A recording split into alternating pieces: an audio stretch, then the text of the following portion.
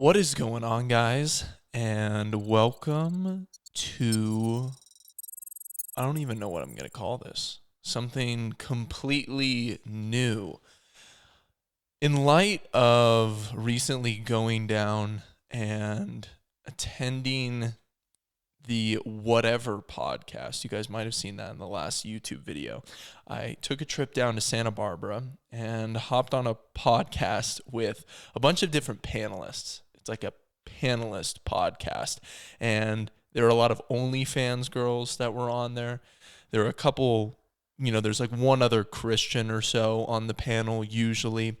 It's me, there's a host, Brian, and then there is a professional debater whose name is Andrew Wilson.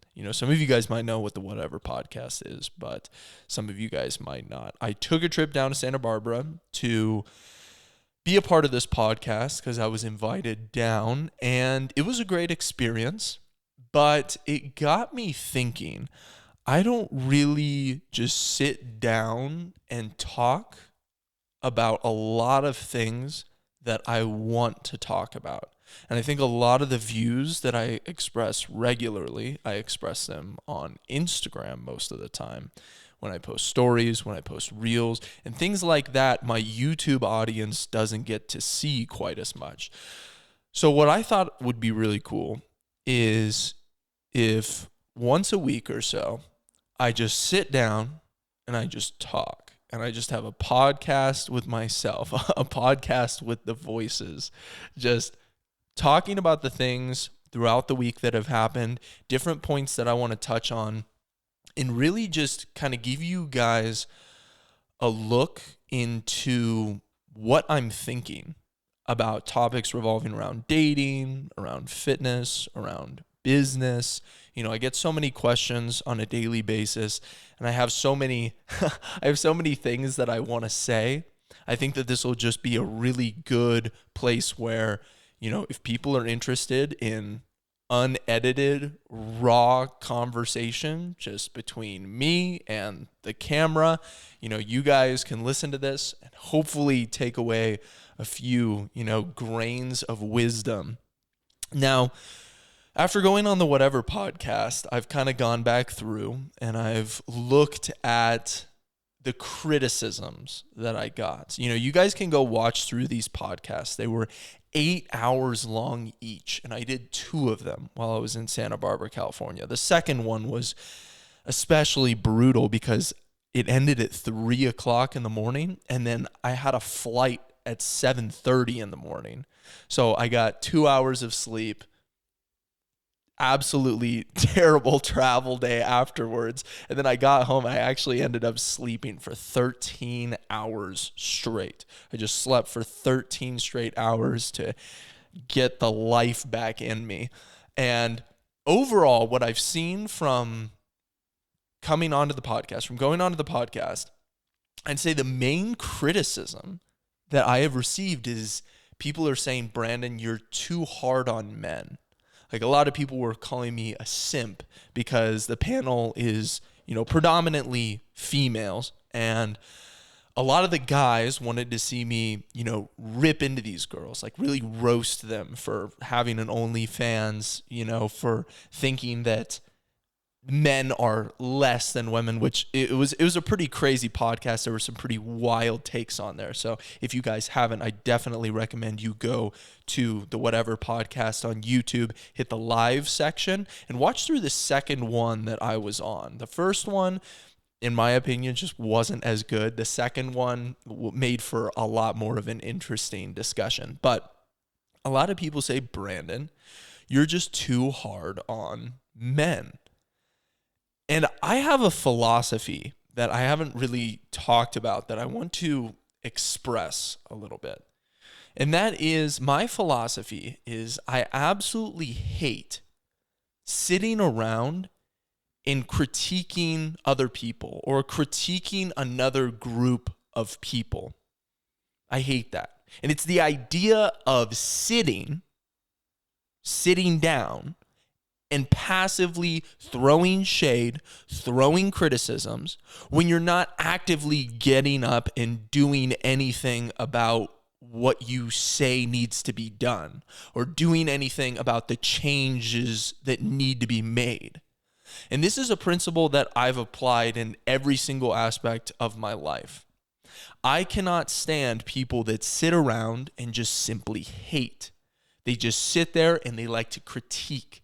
They like to critique, and yet they don't go out and try to do anything to make any change. I think that those types of people are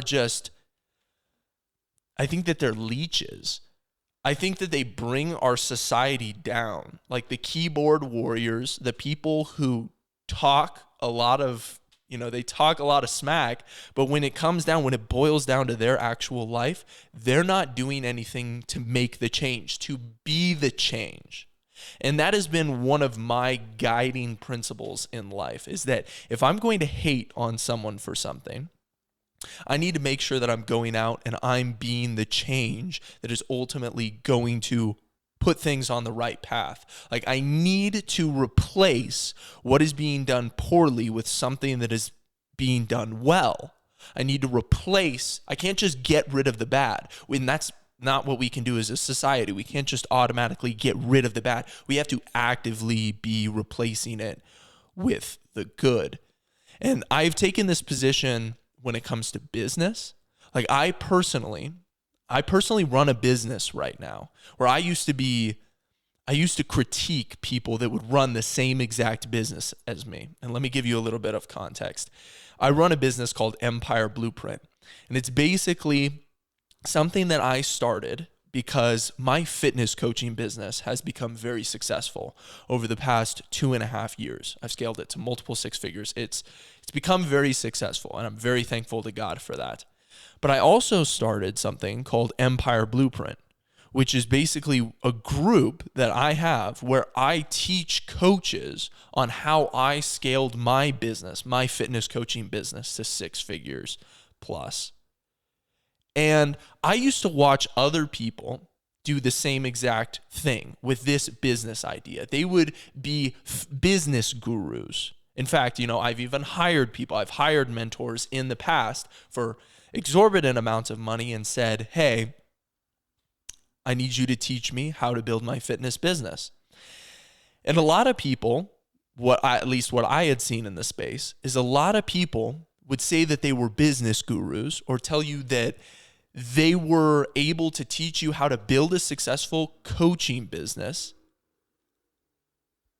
They would frame themselves as these business gurus, and they would make a lot of money when in reality, they've never been a fitness coach themselves.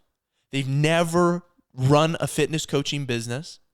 They've never done it. They just claim to know how to do it. And then they make all of their money, not off of fitness coaching itself, but they make all of their money claiming that they know how to help people make money in fitness. And it's a lie. A lot of these people lie. A lot of these people are scammers. And I've seen it firsthand. And I used to throw shade at these people and say, they've never even had a fitness coaching business. They didn't make money off of fitness coaching. They didn't build a successful fitness coaching business. They're just pretending to know what they're doing to try to sell people on something that they know can make a lot of money because they were never good at making money from fitness coaching. Because nobody trusts them, because nobody knows what they're actually doing. Like, they don't know what they're actually doing. They don't understand nutrition. They don't understand proper training. They don't understand how to create an insane physique. So these people were posers, and they're lying about their credentials. And I sat there for long enough hating on these people. And what I realized is I can't just sit back and hate on these people if I'm not actively doing something to try to better the space. Because the truth is, I would get asked by dozens of fitness coaches every single week. People would say, Brandon, how did you build a successful fitness coaching business? Please, teach me. I want to know how to monetize my passion. I want to know how to make money as a fitness coach. And that's why I started Empire Blueprint, is because I realized, okay, I have to do what these people are doing, but I have to back it up. I have to back it up, and I have to show I am a fitness coach. Like at the core of who I am a bodybuilder and I'm a fitness coach. And since so many people are ultimately asking me how I built my business, I am going to start a business mentorship and I'm going to try to help people scale their coaching businesses to 6 figures. And that's why I started. But I had to be active. I had to stop hating. I had to stop being a keyboard warrior. And I had to say, okay, what can I do to change the space? What can I do to affect change in a positive way? How can I stop people from scamming other people? Well, it's you create a product that's not only better, but one that is backed with truth, with honesty, and not hypocrisy, and not lies. That's not based around posing. Posing as something that you aren't. And ultimately, that's what my stance is when it comes to men's issues. So the main critique that I got on the podcast, they said, Brandon, you're too hard on men. You're a simp. You're a simp. You're just kissing up to these girls to get them to like you. That's not the case at all. It's just that before going on that podcast, what I realize now is that I have been incredibly obsessed with trying to change men, with trying to help men become better versions of themselves, because I do believe that at the end of the day, men can affect the largest change in society. And I think that by men becoming more masculine and entering into a more masculine role, I think that women will automatically become better. I think that a lot of problems that we have with society today is because men have been hyper feminized and women have been hyper masculinized. And I haven't spent a whole lot of time thinking about, oh, this is how women should change. This is how women should be different. I haven't spent that much time thinking about that because it's not as much my area. It's not as much my domain, because me, like as a fitness coach that predominantly works with men coming to me, I'm constantly thinking, how can I help these men be better? And that ends up coming off, like when I talk, it comes off like I'm very harsh on men because I say men need to work harder. I say men are hyper feminized. Men are simps. Like, men let women throw them around. Men are slaves to their sexual desire. I see all of these problems firsthand with the clients that I work with my friends, things along these lines. Those are the problems that I talk about.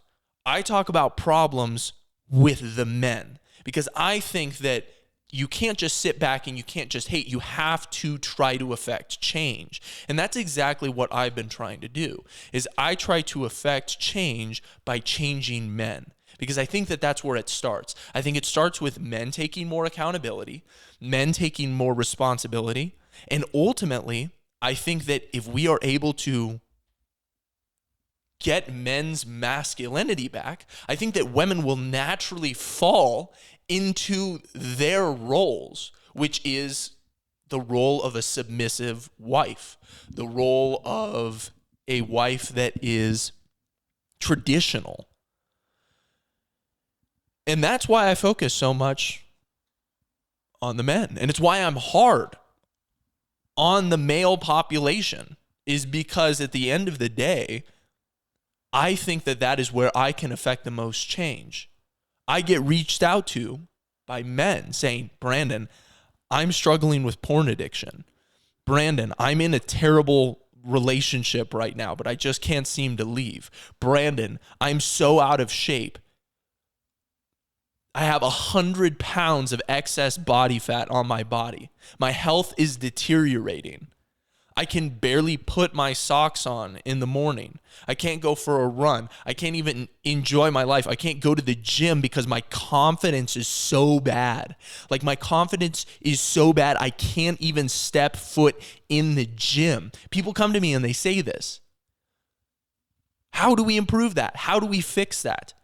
Well, we need to make men more masculine. We need to get them to take responsibility for their own health, for their own well-being, for their own fitness, for their own confidence. Like, these are things that can be built up.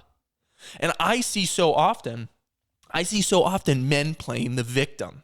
And that's why I'm so harsh on them. That's why whenever I think about the solution to the problem, I think about men need to be better. Men need to be better. Because people come to me every single day and they say, Brandon, I'm out of shape. It's because of blank, blank, blank. Brandon, I'm fat. I'm weak. I can't attract any women because of excuse. And I spend that time trying to reframe it for them. That's my job as a coach, is I sit there with these people and I say, your priorities are not straight.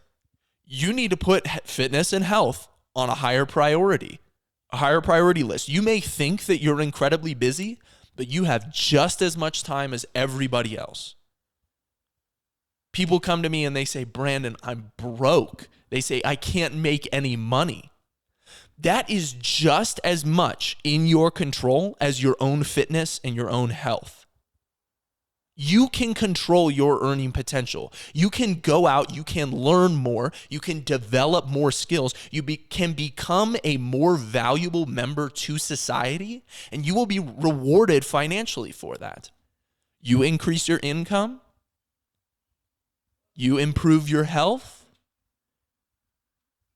you improve your physique, you do all of these things, and you will see your confidence dramatically improve.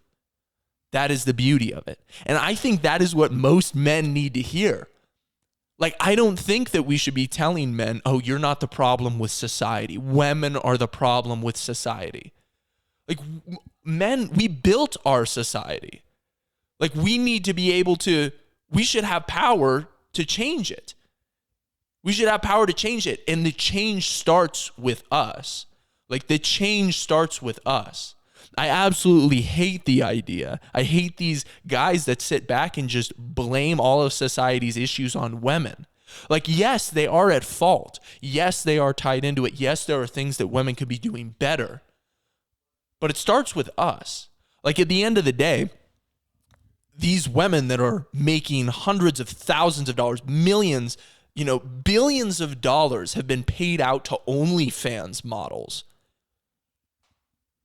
When I look at that, my initial reaction is not to just jump on the females and say, you are doing something terrible. Like, you guys need to stop this. This is terrible. This is sex work. Like, you need to stop posting. You need to stop making money off of doing something so terrible.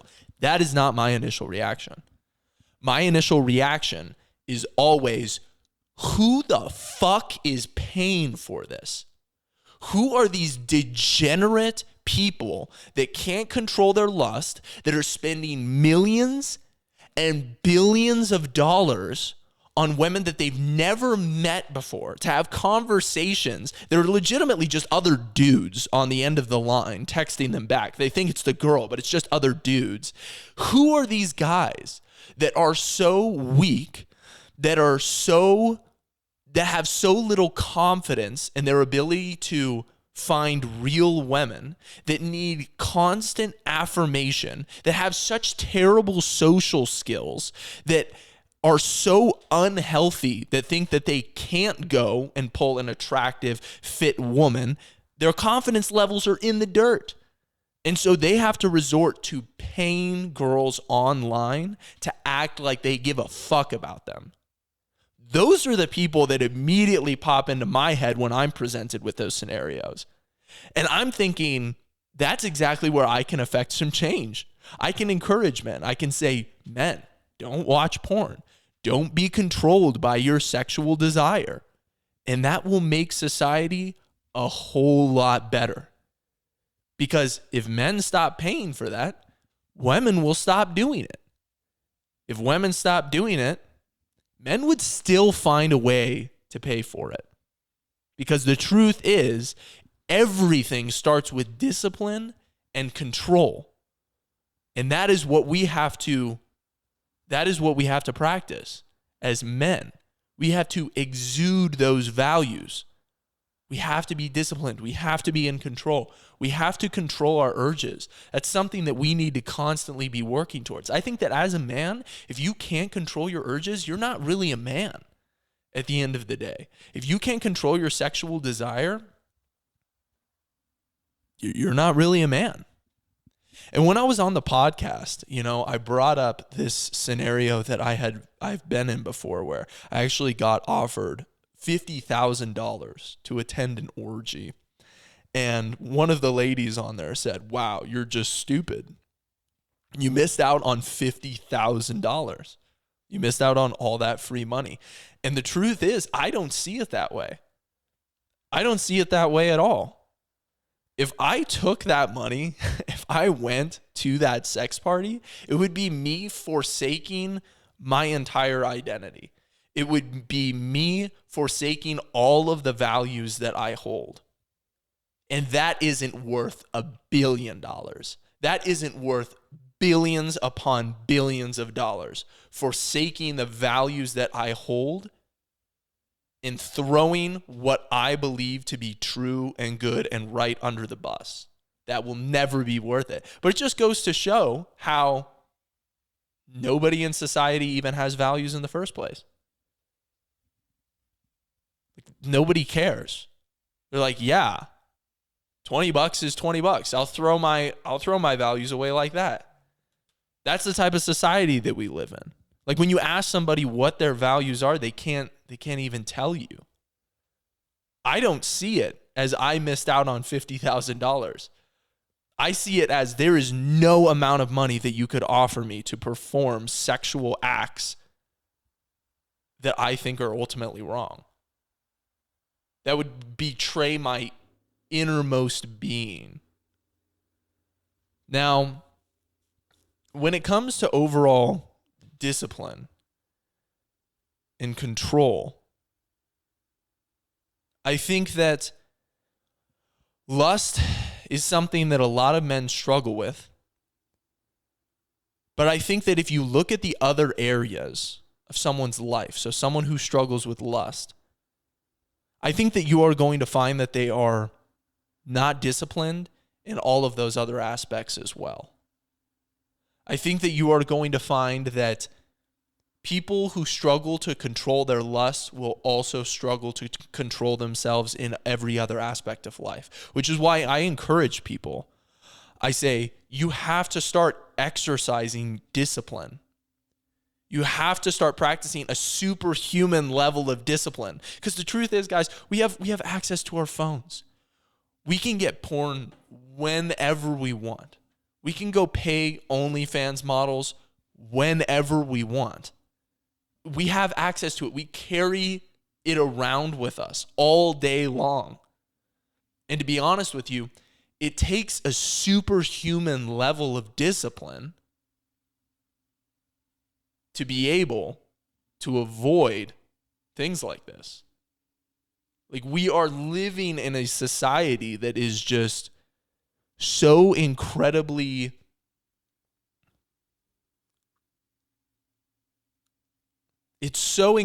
populated with distractions, with diversions, with things that are designed to bring us off course. And we need to stay the course more than ever. Like, the path is extremely narrow. And I think that shame plays a very important role in society. Shame and bullying. Because I think that that's how you affect change. I think that that's one of a very, very powerful motivator. Because what you need in order to actually implement change is you need an incentive. You need something that you are working towards. You need a light at the end of the tunnel. You need a prize. But at the same time, you need something bad behind you. You need something chasing you. You need something negative behind you where if you don't do what you said that you're going to do, if you don't make improvements, something bad is going to happen. And I think that that's shame. I think that's the aspect of shame. But in today's society, nobody wants to shame other people. Everybody says, oh, don't judge. Don't judge them at all. Don't judge them. They can live their own life. A lot of people say, as long as they're not hurting other people, your OnlyFans is hurting other people. You being a weak man, you paying for a woman's OnlyFans is hurting other people. It might not be direct, but it is 100% hurting other people. It's not just hurting yourself. There are other people involved in your sinning, in your degeneracy. And shame is something that we can use as people in order to affect change, in order to encourage people to do better. And what I think this looks like, from my perspective, once again, I will always go back to focusing on the men first. How can the men affect change? I think that this looks like shaming men. I think that this looks like shaming men for watching porn, shaming men for buying OnlyFans, shaming men for following women online that are incredibly scantily dressed, that have see-through clothes on, whose only purpose is to incite male lust. Like, our goal should be to shame those men. We need to, like, those men need to know that the sins that they are committing are not just affecting themselves. It is affecting their future relationships. It is affecting their current relationships that they have. And it's something that they shouldn't be doing. They are being sexually immoral at the end of the day. And so we can use shame, not only from the male perspective, to encourage guys, hey, get a grip, get control of your sexual urges. But we can also use shame when it comes to women. We can also shame women for being sex workers. Like, at the end of the day, they are doing something that is negatively impacting other people. And they'll argue up and down. They'll say, oh, but these men, they're going to get it from somewhere. And that's true, but you can't say that. You're complicit. You're complicit in the sin. You know, when somebody drives the car, you know, the getaway car, where they rob the bank and they throw all the cash in the back seat and then the driver takes off. If those people get caught, the driver does not get off scot-free. He's involved. He's involved. If anything, he's just as much of a bank robber as everybody else because he's complicit in the sin. So if a man comes to an OnlyFans model and he's committing adultery, like on his wife with an OnlyFans model, like, the woman is committing adultery as well. And that needs to be said more. Like, we need to have a society that is going to put shame on these positions and encourage people not to do them, and then while also incentivizing them to do something else. And what I think is the incentive is the role of a traditional woman. A traditional woman being submissive to her husband, being a mother, like having children, the most important role that a woman can have, period, hands down, end of story. Having children, nurturing them, growing them in the faith. Hands down, the most important role that a woman can have. And that should be the incentive. That should be the prize at the end of the tunnel. And we need to start glorifying the women that do this. We need to start encouraging them. We need to start putting them on a pedestal because at the end of the day, they're the ones that keep society running. I mean, they're the ones that give birth to the next generation. I think that that's huge. And so shame and bullying is something, you know, I think that we should use it. I think that we should use it in society to affect the change that we want to see. And I'm not saying, you know, rip these people apart. I'm saying give these people an opportunity to better themselves. Give them the opportunity to do something more productive, to do something more worthwhile. like I said, you can't just have the shame. Like, you have to have something for them that they should be working towards. And that's their telos. That's what they should be working towards. It's what they were made to do. You also have to show someone that. You can't just say, well, don't do what you're doing right now, and then give them no solution. You have to give them a solution to the problem. Now, when it comes to a couple of other things that came up on the podcast, there were obviously quite a few people that were questioning my status as a virgin. There were a couple girls that just didn't believe me, and then we also kind of went around the room. We went around the room and we actually asked all of the girls on the panel like if they would date a virgin, and I think it was about 3 or 4 of them said that they would not date a virgin, and then the rest, like the other 3 or 4 girls, said that they would. And I wanted to talk a little bit about why I have decided to put it out there that I am a virgin, and why I have been talking about it, publicly, because this was never the plan. It was never the plan to talk about this publicly. In fact, I used to be very ashamed of the fact that I was a virgin. I tried to hide it. Like I wasn't proud of it by any means. Like when I was in male circles, if I would tell somebody like, oh yeah, actually I've never had sex, like I'm a virgin, I'd get ridiculed for it, because that's the society that we live in today. Like, we look at male success and say, if you're a successful male, you need to have tons of bodies. You need to have been able to seduce a large amount of women. And I don't agree with that. And in fact, I'm actively working to use shame to ultimately encourage men to stop sleeping around, to control their sexual desire. And the whole reason why I talk about this in the first place is, number one, just because I do believe I want to be a shining example of discipline for young men. Because when I was growing up, I didn't see anybody on social media that was practicing celibacy, or people that taught it, that were men that were pursuing financial excellence, men that were pursuing excellence in fitness, excellence in their faith.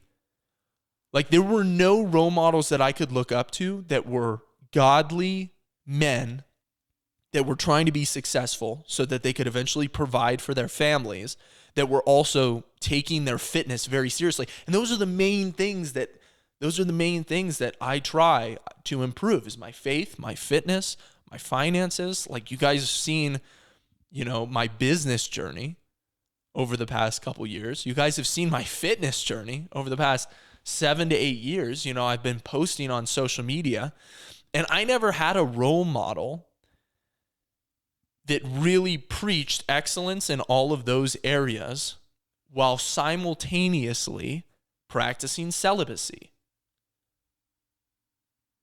Because I grew up surrounded by the guys that I looked up to. They would think I was weird for being a virgin, because the guys that I looked up to were people that were able to get a lot of women, and they took advantage of that. They took advantage of the fact that they could seduce women, and they would go out and they would have sex. They would engage in hookups all of the time. And that many times almost resulted in me not staying on the straight and narrow path. Because I'm like, who in society is doing this? Who is an example of somebody that I want to be like as a young man who wants to be financially successful in my fitness, successful like in my faith and my relationship with Christ, who is practicing celibacy? I couldn't find anyone. That was in a similar position to where I wanted to be. And I think that that's super important as a guy.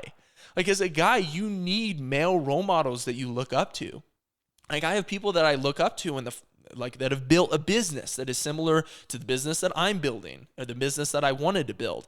I look up to people that are in a situation when it comes to their fitness. Like, I want to look like them. Like, I want to be like them. I want to stay natural. I've had natural bodybuilding inspirations. I've had inspiration when it comes to the faith side of things. Like, my dad, he's a pastor. He's like the biggest role model in my life. You know, he's a shining example of what I want my faith to look like. But at the same time, I'm on a very, very different path than my dad. Like, he's a small town pastor. Like, it's hard to relate to that. And I have this drive, this passion to do great things, to do huge things in my life. I want to build a massive business. I want to help a ton of people. I want to inspire with fitness. You know, I want to inspire on social media. This is what I want my life to look like. And I didn't have any role models for that. And so my goal of talking about this is to hopefully encourage the other men out there that are on a similar trajectory. You want to make improvements in every aspect of your life. I want to be an example for those guys.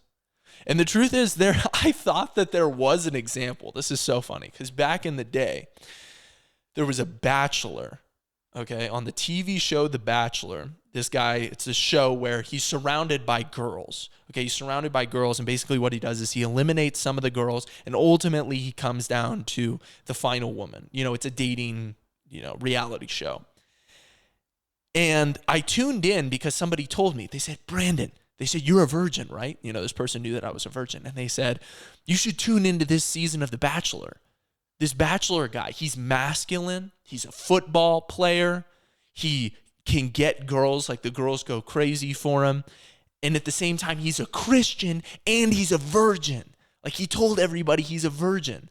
He told the entire world that he's a virgin on this TV show. And I said, fantastic. I'm going to tune in. I'm going to watch this guy. Well, I watched some of the episodes, and what ended up happening at the end of the season, he actually ended up breaking up with the girl that he had finished off the show with, and he came out as gay.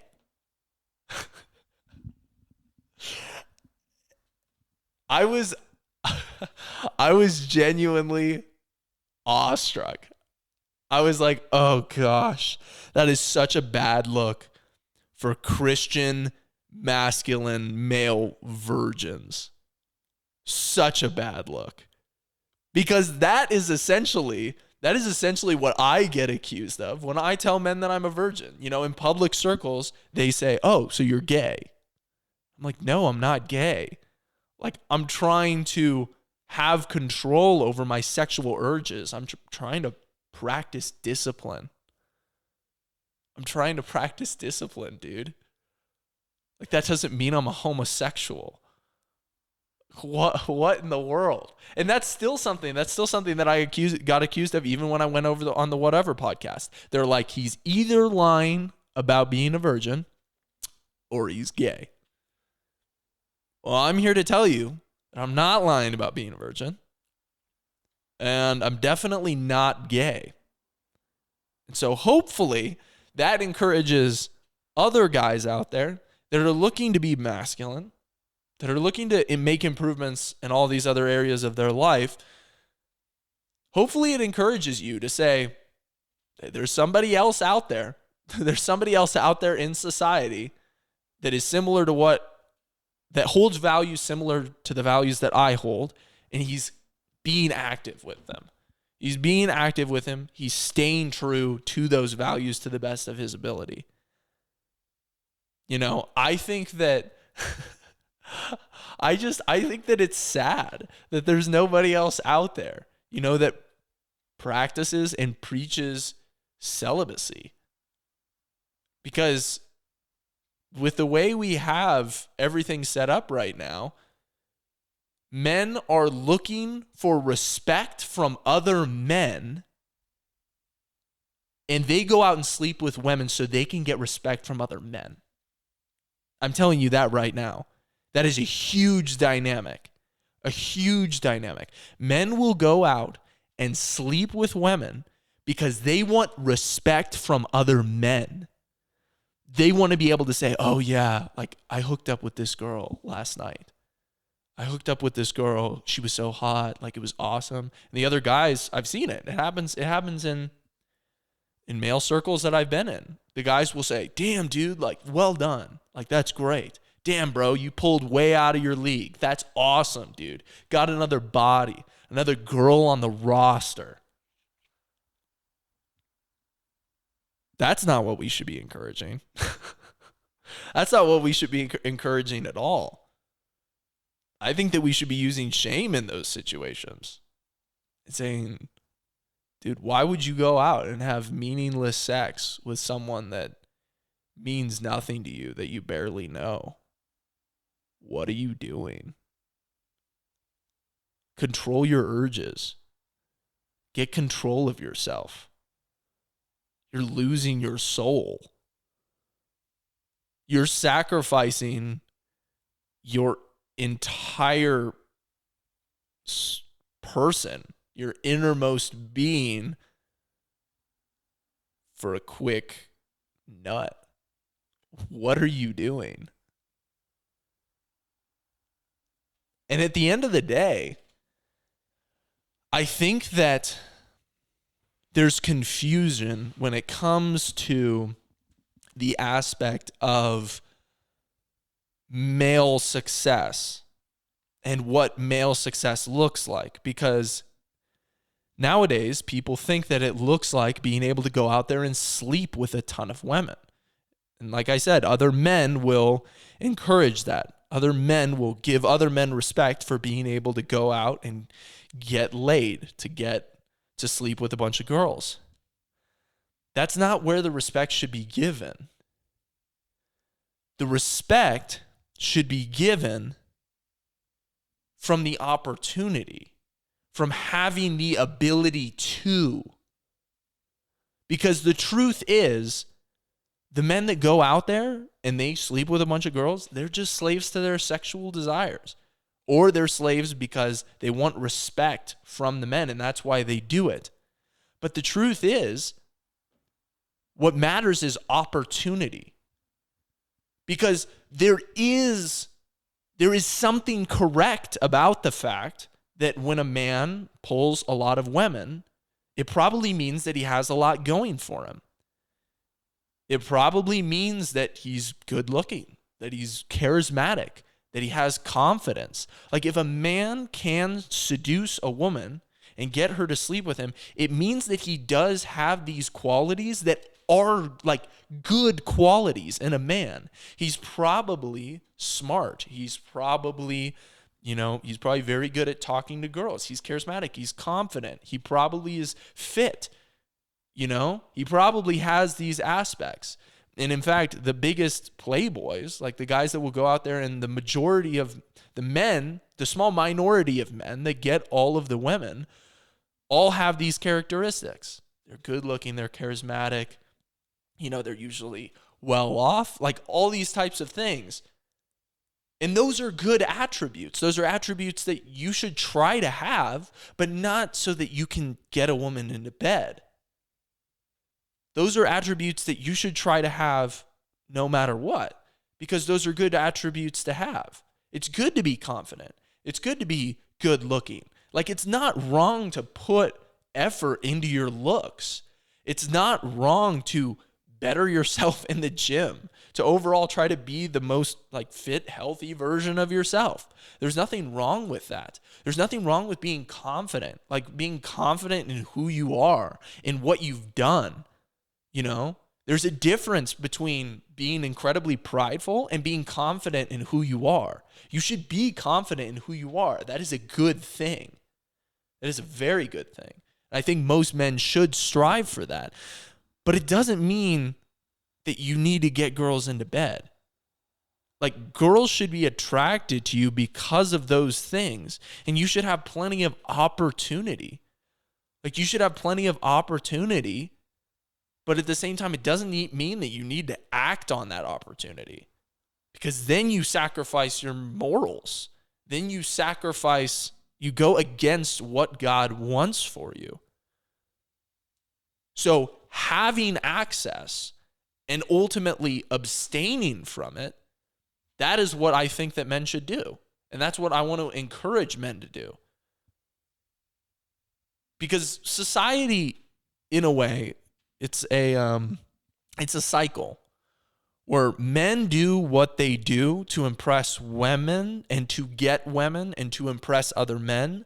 But at the same time, men have built society, but women also say that society was built by men for women.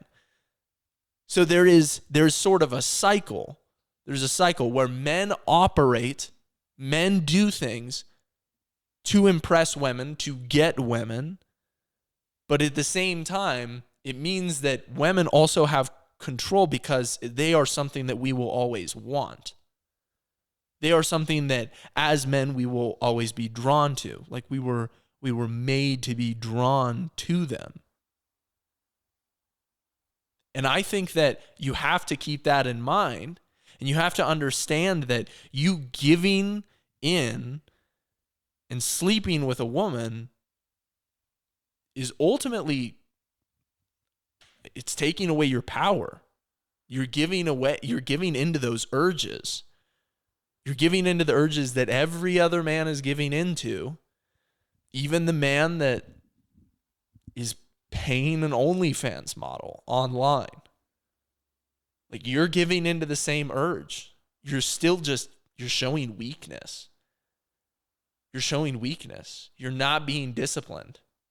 You're not being consistent. You're not doing what God wants you to do, which he's made it very, very clear how he wants us to live and the values that he wants us to represent. I think that's pretty much all that I wanted to talk about when it comes to the dating side of things. Let's see here. Did I have anything else that I wanted to say? This is kind of a little bit of a hot take, but I had a bunch of things that I wanted to say on the Whatever podcast, but it's not my show, and so I'm not going to ramble, about this for years. But like I talked about earlier, number one, I've been offered a lot of money to do sexual acts, and I turned down that money because I'm not going to sell my soul. I'm not going to sell my soul just so that I can get $50,000 to attend an orgy at the end of the day. I'm very obsessed with this idea of dirty money. And I truly believe that if you run a good business, if you have built a good business, you should really want somebody in your family or somebody that you care deeply about to be a client of that business, to be someone who buys the product that you sell. Does that make sense? Hopefully that makes sense to you guys. If a business is good, you should be totally fine with the people that you love and care a lot about paying for that product. So for example, if one of my family members wanted to hire me for fitness coaching, I'd be ecstatic about that. If one of my family members wanted to join my Empire Blueprint and learn how to scale their fitness coaching business and how to monetize their passion via fitness coaching, I would love that. That would be great. I would want them to do that because I know that the products that I've built are good. I know that they will help them. I know that they're worth the amount of money that they cost. And at the end of the day, with sex work, you can't do that. There was this story about this woman who she figured out, she was an OnlyFans model, and she figured out that her stepfather had been the biggest anonymous donor to her career over the past 5 years or something, all the while he was dating her mom or while he was married to her mom. And she was horrified when she finally figured it out. Absolutely horrified. And it was like, why are you selling your product then? If it's not a good product, don't sell it. It's dirty money. Like promoting gambling. Would you promote gambling to your friends and family? No. Like, why? Because you know that it's a dirty business. You know that the money that comes from it, it's dirty money, and it ultimately will corrupt you. And it's why I am very, very, very obsessed with the idea of making money the right way. Like making money in a way that benefits other people, that brings others up, not in exploiting others, because that's exactly what sex work is. Like, it's exploiting others. And if you wouldn't sell your product to somebody that you care very much about, don't sell the product. Don't sell the product. I think that people call me sexist for wanting to find a woman and to provide for a woman. And yet, in today's society, when a woman posts her butthole online, everybody says, oh no, she's empowered. She's empowered for posting her butthole online, but you're sexist for wanting a traditional submissive woman that you're going to provide everything for and that you are going to give children to. I just think that's completely backwards. There was this video about I can't even remember who posted it. It wasn't somebody worth noting, but this OnlyFans girl is talking to her boyfriend, and they're like filming the interaction, and she's telling him, I'm doing a scene with Johnny Sins this weekend. And he's like, no. He's like, you can't do that.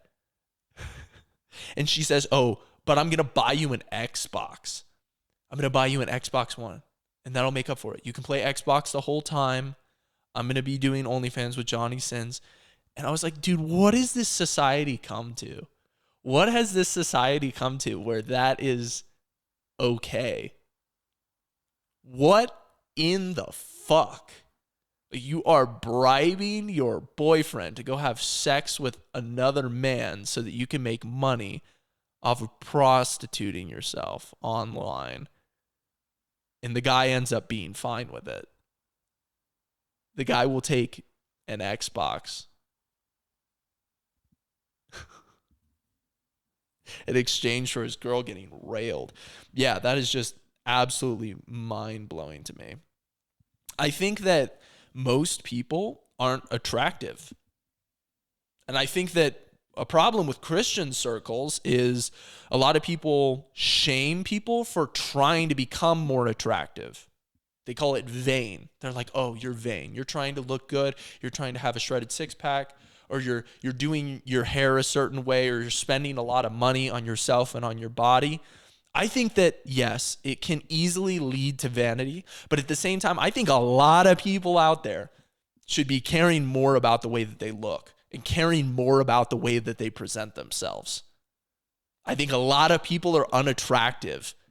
And I think a lot of people are simply unattractive, not because they were born that way or because, you know, they just, their face is unattractive. It's because they're excessively fat. It's because they have dozens of pounds of excess body fat on their frame. Like, they're holding all of this extra fat. It doesn't make you look attractive. It doesn't make you look healthy. If anything, every single time I see someone that looks that way, I think this is an example of somebody that can't control their urges. They use food as a drug. You know, it's a drug addiction that is manifesting on your body. Your fat tells everybody that you have a problem with gluttony. That's the case. People will say, oh, but it's my metabolism. It's not. You have a control issue. You have a discipline issue. And you need to fix that. You're incredibly unattractive to other people. And you could be incredibly attractive. I've seen the most insane transformations with my fitness coaching clients. People that were not that attractive. Were not attractive at the very beginning. They become incredibly more attractive. When they lose that face fat, when they become more confident in themselves, when they start taking control of what they're putting into their body and what they're doing with their body every single day, when they start exercising, when they start treating their body right, it's not vanity. It's not vanity. You should be trying to look better. You should be trying to present yourself well. You should try to be healthy. Take care of your body. It's a temple. And I think that a lot of people could fix a lot of problems really, really quickly, just by losing a lot of body fat. I think that in our society, we don't value virginity enough. And I think that that's something that we should start to bring back. People will auction, there are women, there are girls that will auction off their virginity for millions and millions and millions of dollars. That just goes to show that there is a prize in purity. Like, there is a prize in purity at the end of the day. And it's something that's innate in us. But in today's society, like, girls say that body count doesn't matter. Guys won't even ask their significant other what their body count is, like how many people that they've slept with. I think that that's ridiculous. I think that's all information that you should make very, very known early on in the relationship. That's something that your partner needs to know. And I think that we should value virginity more. Like I said, I don't think that we should just try to get girls out of sex work or out of like posting themselves scantily dressed online. I think that we also need to give them something to shoot for. I think we should try to encourage purity, to try to encourage modesty. And these girls need good inspiration, because just like I said earlier in the podcast, I didn't have a male role model, somebody that I really looked up to that was practicing celibacy, that was trying to remain a virgin, that was also trying to improve in his fitness, his finances, in his faith, all of these different types of things. Just like I didn't have a role model. I look around and I don't see any role models for girls. I see practically none. It's a very, very small number, a very, very small number. And I think that we need more girls that are going to go out there and promote modesty, promote purity, promote being a traditional wife. I think that we need to put those people on a pedestal. And I think that it's hard to be a man in today's society because society doesn't encourage you to be a man. Being a man is actually really fun. It's really, really fun. To provide, it's inherent in your DNA to want to provide for a family, to want to better yourself physically, to want to make progress. Progress is the most closely correlated thing to happiness. If you are making progress in your life, you are probably going to be very, very happy. If you are working towards something, if you have set these goals, these aspirations in front of you and said, this is what I am trying to achieve, you're probably going to be happy if you're working towards something. It's one of the reasons why working out is 1.5 times more effective than medication or therapy at treating depression. That's why. It's because it gives you a purpose. It gives you something to work towards. You get these positive chemicals, these endorphins that are released in your body. You feel good when you try to better yourself, when you try to make progress, when you try to keep yourself healthy. How mind-blowing is that?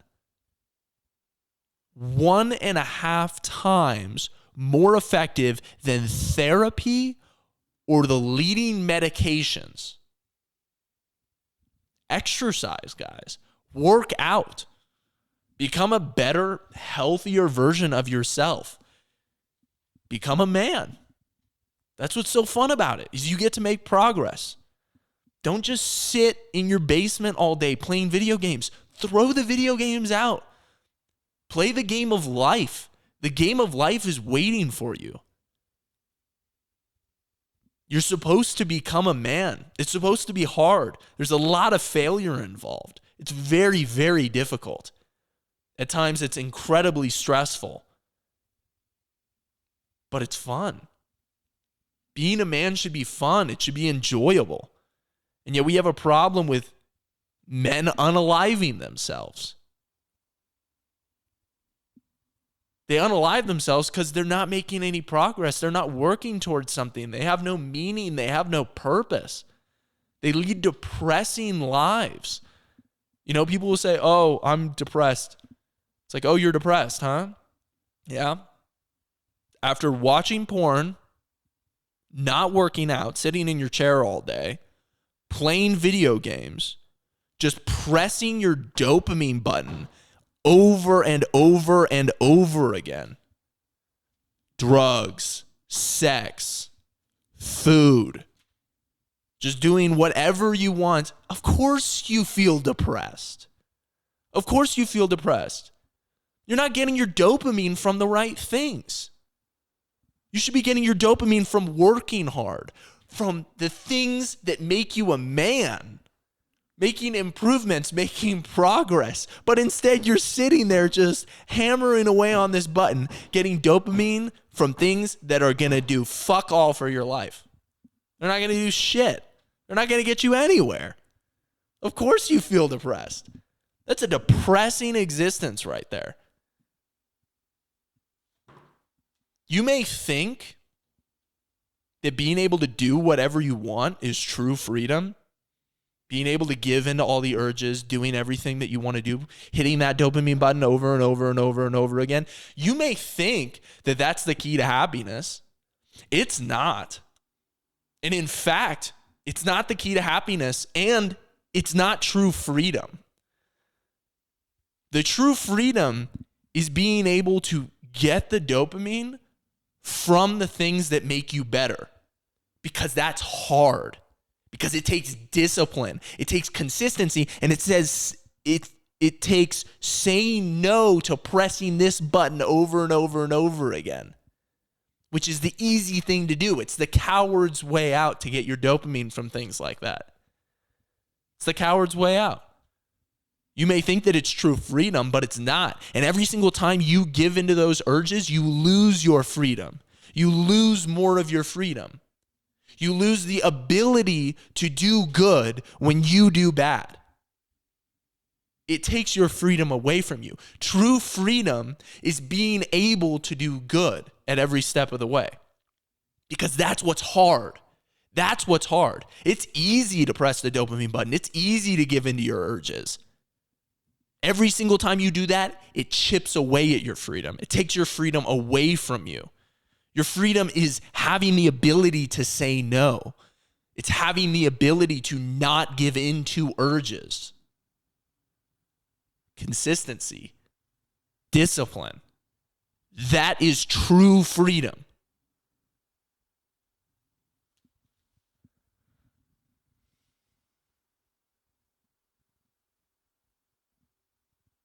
And I think we'll go ahead and end it there.